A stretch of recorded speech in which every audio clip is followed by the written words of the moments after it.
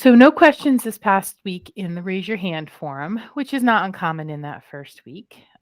We started with getting started and setting the foundation and framing the walls this past week. So, we'll start off by just seeing if either of you, Sue or Sarah, if you have any questions or comments about what we covered in the past week. No, I felt like this I'm super comfortable with. All So right, cool. Awesome. Yep, I'm good. All right, cool. Well, then we won't spend a whole lot of time reviewing that this week. Let's look at what we've got coming up then. And I thought you might. You both have been kind of using the platform for a while, and obviously, not everybody is in that same boat. So we like to make sure that we give a little background there. There we go. All right. So this week, we get into running the electric. And we continue on with that theme of building a house. And so, once you've got the walls up, now you need to start uh, putting in the pieces that are going to allow you to create flow, electrical flow to different things. And so, in terms of a course, we look at how do we create, control the flow of content and the flow and progress of a learner in a course. And we can do that using a variety of tools, two of which are activity completion and restrict access. And I know, Sue, this has been something that you have been talking more about over the past year or so, that she has been there working on her Moodle Mondays with her group and just rolling out different features. But I'll tell you that restrict access and activity completion are two of my favorite features when it comes to really being able to create a learning path through a course. We also talk a bit this week in Running Electric about assessment. And I'm going to bet my terms didn't come over with my glossary. They didn't. So I'll populate those. Glossaries are funny when you import them into a course. They actually don't bring the entries. You have to back those up and bring them in separately. We'll also talk about the lesson module because, in terms of flow, the lesson module allows us to create either linear or branching types of lessons. So, where we used to use a slide deck, we could now use a lesson. But also, prior to using H5P branching scenario, and when we don't need something as robust or involved as a branching scenario, the lesson works well. And that's because we can create some of that linear introduction, and then we can have people branch into clusters of content where they work several slides related to one specific content area as a cluster, answer some questions, and then when they answer the question, they get dropped into the next branch or linear piece of the lesson. Lesson is nice because you can grab a lot of statistics from lesson. You can set completion to be based off of people spending a minimum amount of time in the lesson. This is the only activity in Moodle where you're really able to do that and use time. It's a pretty cool thing, except that if I open the lesson and walk away and come back 15 minutes later, I've got 15 minutes of elapsed time in the lesson. It's not looking at keystrokes and mouse clicks. It's looking at total duration spent inside the lesson. So just know that.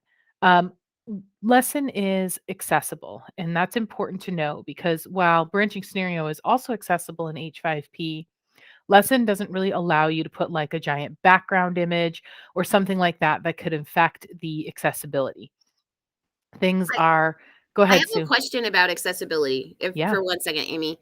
So we allow the students to put the accessibility blocks that they need, but can I stack them in, or can I have that in there automatically for everyone in course setup? Okay.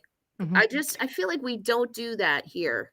Yeah. So when it comes to blocks, some of the things that you can do, or you can create like a template course.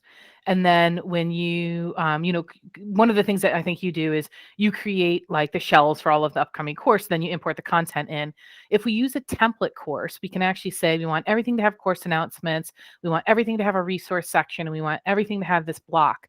And then when we use that as the basis for creating the shell courses going forward, it will have all of that, and then you can import more content in.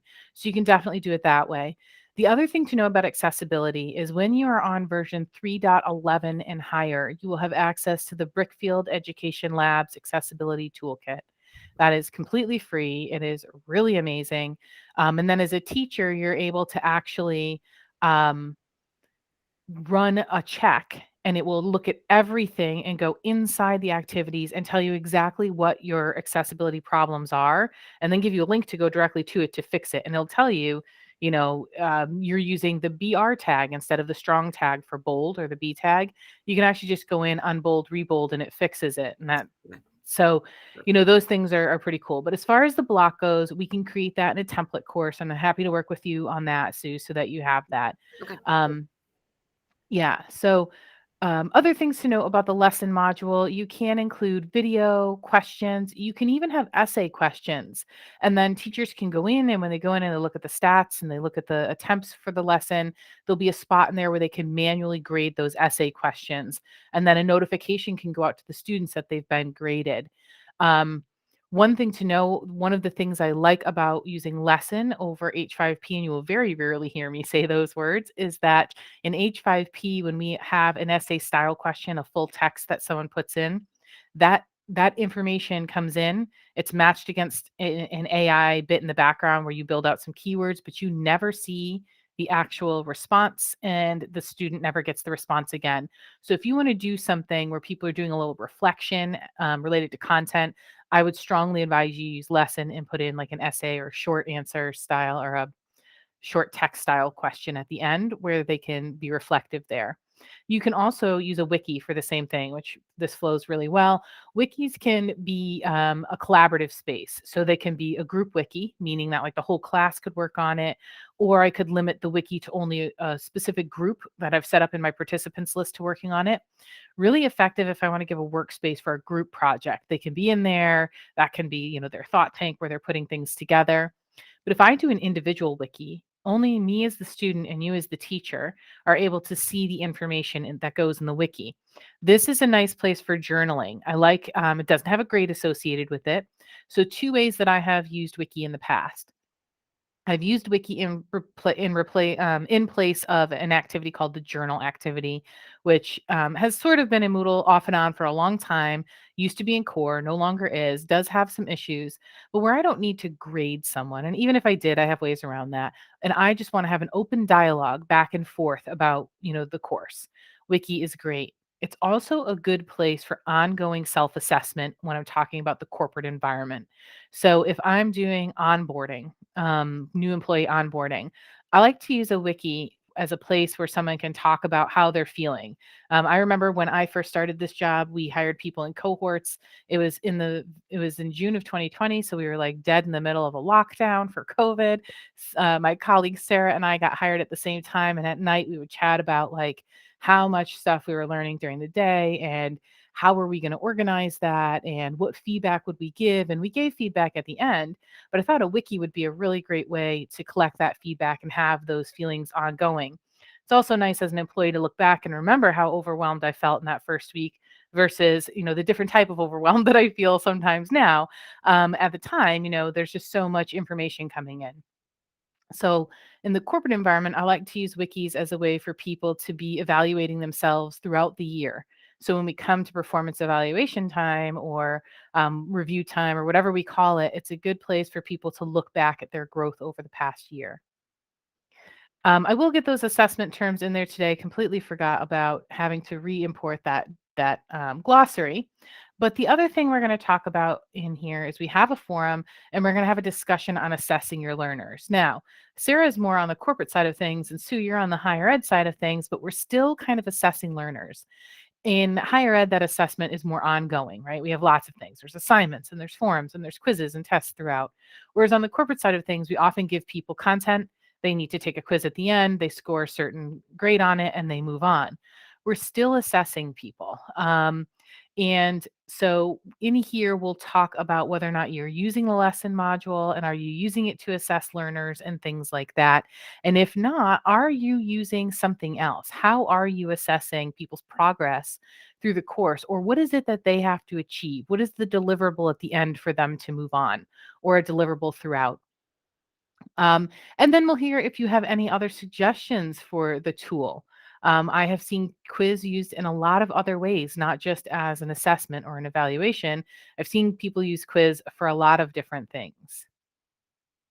And then we're going to get some feedback on your thoughts about using wikis. So, wiki may or may not even fit into what you're doing. And if it doesn't fit at all, that's your feedback for us. And that's perfectly okay. You might have some other feedback about wiki as well, and you'll post it in there. The next thing we're going to look at is H5P. And you've already heard me talk about it. You know that I could talk for days about H5P. It's one of my favorite things because it's free, which is really nice. It's often referred to, you'll hear my colleague Michael refer to it as SCORM Lite.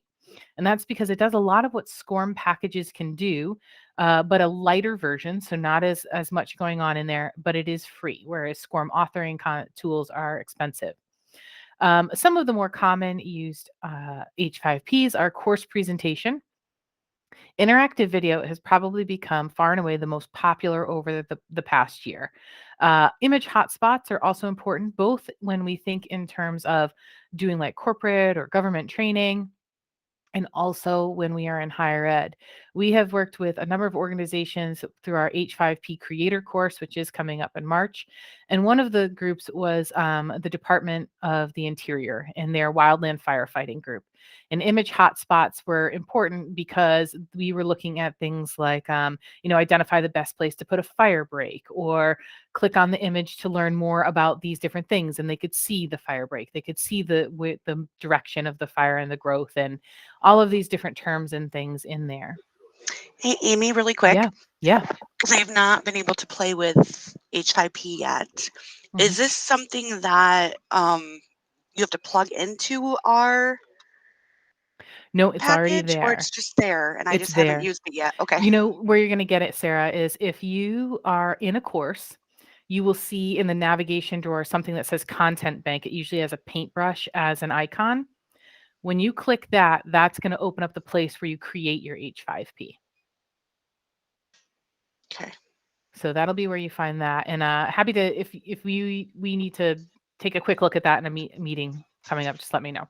Okay. But yeah, so you'll look at the examples here, and that's what's going to be built out here is all examples, so that you can see what's actually out there. I think that one of the places to get started if you've never used H5P is to just even see what's possible. We then are going to have 2 lesson examples so that you can see part of what we can do and accomplish with a lesson. Jack and the Beanstalk will be a story, and Can You Make a Revolution unfolds similar to a choose your own adventure book. You set the scene here, you've got an image, you have the time, um, and it's hilarious. The whole thing is very funny to me, but as you go through, you make choices about what you would do in a different situation. And the choice you make loops you to a different scenario that unfolds. So it just reminds me of the old choose your own adventure books that we used to read as kids. And you get to go through this as an unfolding adventure. This is really effective for disciplines where we need to like teach people how to respond in a certain situation. So I think about it in like teacher training or clinical education or, social work, whenever someone's going to be involved in making decisions that will have an immediate impact and will immediately change what's happening in the scenario they're in. It's also effective in leadership training. But also, I can remember many, many years ago, I used to work an environmental scientist and I had a hazardous waste operator certification. And at the time, we were doing all of this on paper. You would like select an answer. And then if that was your answer, you'd move to whatever question. You can actually recreate that type of thing here. So if I'm talking about what do I do if there's a spill or an electrical fire, or, um, you know, if I am new to a leadership role, I can actually create all of these in a lesson and make it look something like this lesson here. Can you make a revolution? Let's go back out to the course. So running the electric opens this week, got a lot in there.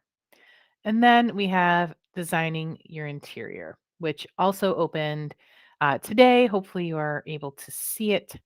If not, let me know. And designing your interior is how do we make the inside of this course, this house we're building, welcoming and accessible to everyone? So if you think about when you build a house and you think about the house you live in right now, is that house accessible to someone that you were to invite over who had a mobility impairment or who was visually impaired? My house is not, and I know that. My house is a raised ranch. Can't really you can come into the lower part of the house, but you can't get into the upper part of the house if you have a mobility impairment.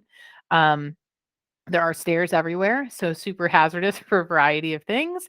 And when I think about designing a house or designing a course, I think about how do I make that house feel welcoming to everyone? How do I make sure that people feel they're included in the learning environment and that they're comfortable there? And building accessible content is really important for this. So we have a lesson here all about how to build accessible content. We get into universal design for learning as well, which is a framework. It's a instructional design framework that helps to guide you to create an inclusive learning environment. And so everything's sort of based off of a rubric in there. There's like 4 areas and then 3 levels of each area. And as you go through this H5P, you'll learn more about universal design for learning. We then get into something that my colleague Michael has actually created. And this is something that Michael speaks regularly on. Go ahead, Sue. I'll stop here. So, Amy, it says that the H5P file is not found. So the Okay. video is there, but the content for the file is not there. Okay. Just to give you I'll the heads fix up. that. Yep. Okay. Thank you. I will work on those. So then we get into 4 C's of inclusive and accessible course design. And this is something that Michael has worked for several years on. And it's basically talking about um, 4 things to consider, such as compassion and context and things like that as you are building your content. I'll have to do that for 2. So we brought all this stuff over from a site and I forgot that it broke everything. All right, I'll fix all that. But basically, he has a video here that you'll be able to work through. And there are 6 different videos, and there's a playlist panel that will populate here down at the bottom that will allow you to jump between the 6 videos. But he talks all about these 4 C's of inclusive and accessible course design. And these are things that are really helpful. It's just really a thought process for us. Like, how do we bring context to what we're doing? How are we compassionate?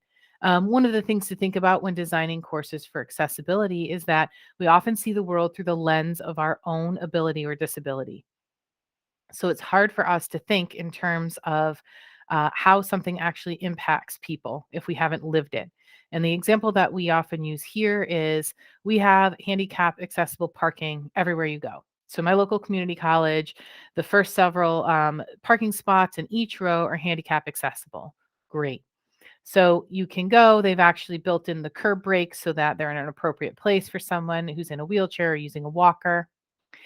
But those parking spots are not covered. And I live in a place where, as we started the conversation off, we get snow and ice quite a bit. So if I'm a student and I've gone to school for the day and I come out and there's been any degree of snow, I now have to figure out how I'm getting my wheelchair or walker safely to my car, how I'm cleaning my car off, getting the wheelchair disassembled or the walker collapsed and getting it into my car without getting myself covered in snow and ice? And the answer is that's actually impossible unless you have a handicap accessible van.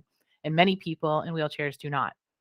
So it's important to think in terms of not necessarily in terms of how we view the world and accessibility, but also to get the perspectives and to have context and clarity about how people's lives are truly impacted by inaccessible and accessible content.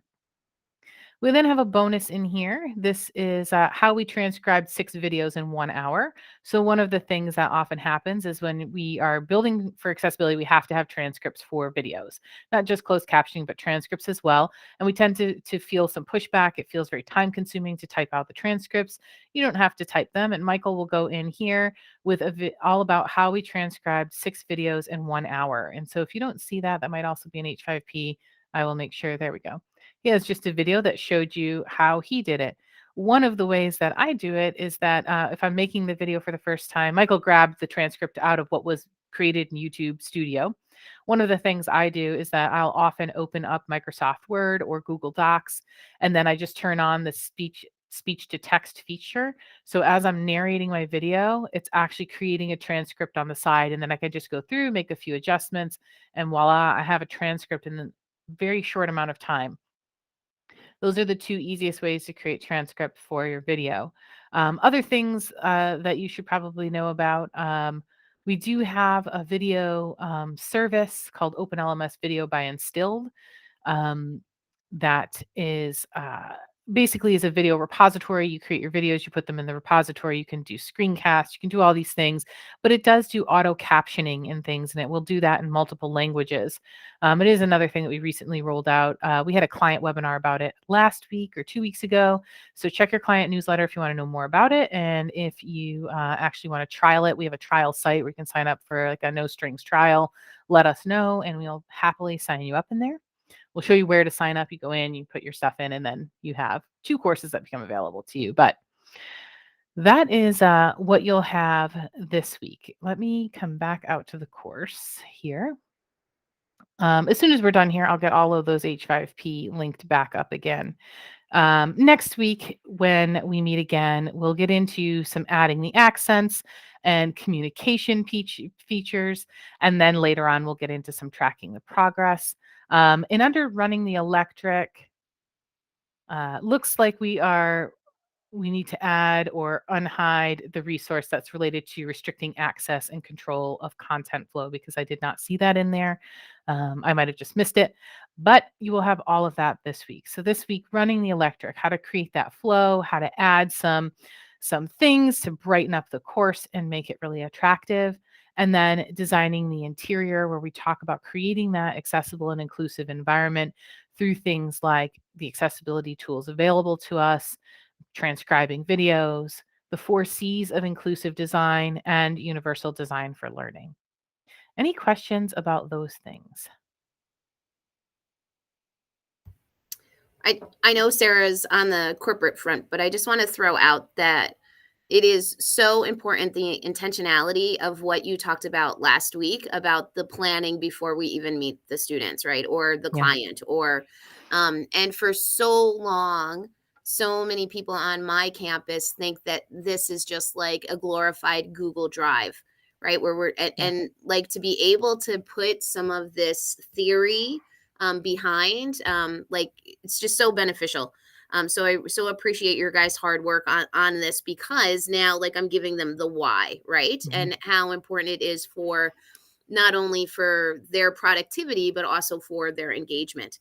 So yeah, so like seriously going so slowly through this as I'm like, I'm stealing this quote from Amy again and just reminding them that, and even the analogy, Amy, of the building of the house has been, really super smart, right? Like this is the foundation before we do anything. So appreciate your work. Thank you, Sue. I appreciate that. It is, and I worked on the higher ed side and I've worked on the corporate side before. And when I started, Moodle was a document repository. It was just PDFs for days, and then Yeah. we were able to figure out how to do more with that. And I think people are starting to see that when we really started to ramp up use of the LMS during COVID, that was a reactive measure. Mhm. And now we're done being reactive. We have to Mhm. be proactive, and that planning really is where that comes in. Yeah. The preliminary educational research with the new types of learners that we're seeing. And Mhm. so if we still haven't figured out UDL for our old learners, we are so behind, right? Right. So with all of these anxious learners coming and, self-motivated, learners coming out of this. So yeah. Perfect timing, Amy. Thank you. You're welcome. Okay. Well, that's what we have for you this week. I will double check and get those H5P content packages relinked, and they should be up in the next couple of minutes. So we'll have them up before the next webinar at noon. If you have any questions during the week, feel free to pop those in the raise your hand forum, and I will answer them from there. Or you can reach out to me directly. You can, message me on here. Or if it's something that you want to know, like, how do I do this in my site? Or do we have this on my site? Feel free to open up a support ticket and we will answer your questions through there. Okay. Thank All you. right. Bye. Thanks, everyone. Hey, Amy, do you want me to Yeah. answer your question about this ticket? Hang on here. Yeah, let me stop recording. Perfect.